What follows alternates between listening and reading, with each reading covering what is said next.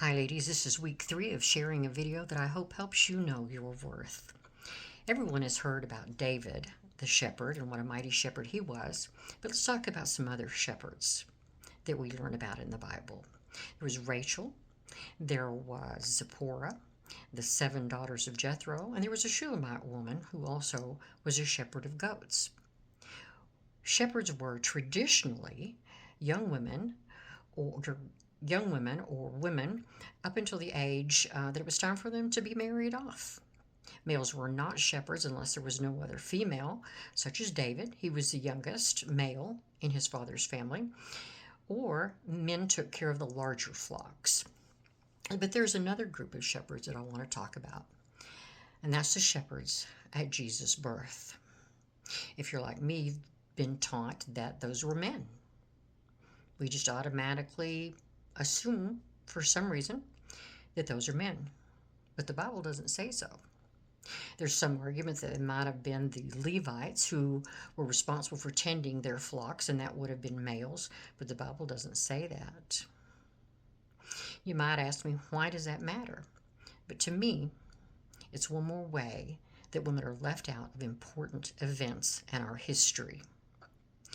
We know that Jesus, when he was here on earth, included marginalized groups of people, and that included women. There are many named that were around him in his life, and we know for sure that they were there at his death. So why do we leave out the possibility, when tradition says otherwise, that the shepherds were also women at his birth? If there is no proof otherwise, but tradition says that it was very likely women, why are we not taught that? Things like that let young girls and women believe that they're not quite as important as they are. And when it comes to our spiritual lives, Jesus says otherwise. He says we're equal. And we need to be included in the story of his life, all through it, because we matter. We matter to him. And we need to be teaching our sons and our daughters, especially, that women are important. And they may have been there when he was born. They were certainly there through his life and at his death. So, I hope that gives you some food for thought today.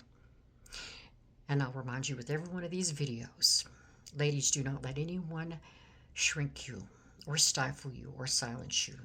Do not let anyone berate you or belittle you, condescend to you, or condemn you for being who you are. God made you. You're not arbitrary.